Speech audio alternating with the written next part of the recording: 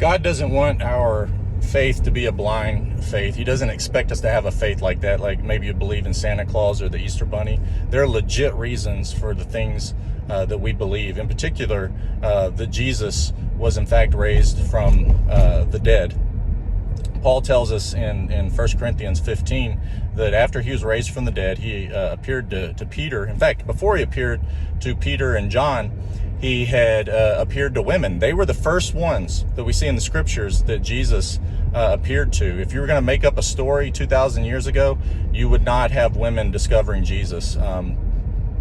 We've come a long ways since then, and so women didn't have a high status in a lot of societies back then. But women were the first to discover the resurrected Christ. He appeared to them first. It just shows his love and grace for women. But also he appeared to the apostles, and then Paul says something that is crazy. He says that he appeared to over 500 people at one time. And in fact, women and children usually weren't counted in a lot of those surveys and stuff, and so it was probably more like 1,000 people that Jesus appeared to after his resurrection. And Paul says this, he says, most of them are still alive, though some have died.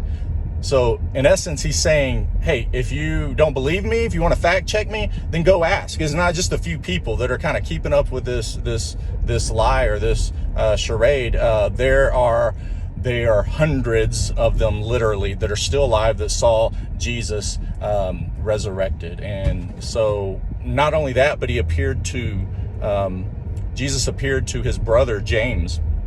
And before the resurrection, James and all of Jesus's brothers and sisters, they didn't believe that he was the Messiah. They thought he was a false Messiah. Something changed in them, and something had changed in Paul.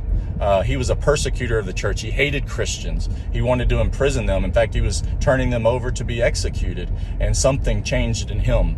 And so there's plenty of proof for the resurrection and for our faith. And one apologist put it like this: if tomorrow evolution was, for instance, was proven to be absolutely and 100% true, macro, if there was aliens discovered on other planets tomorrow, if any of these things, and the resurrection is still true and it is a fact, then Christianity is true.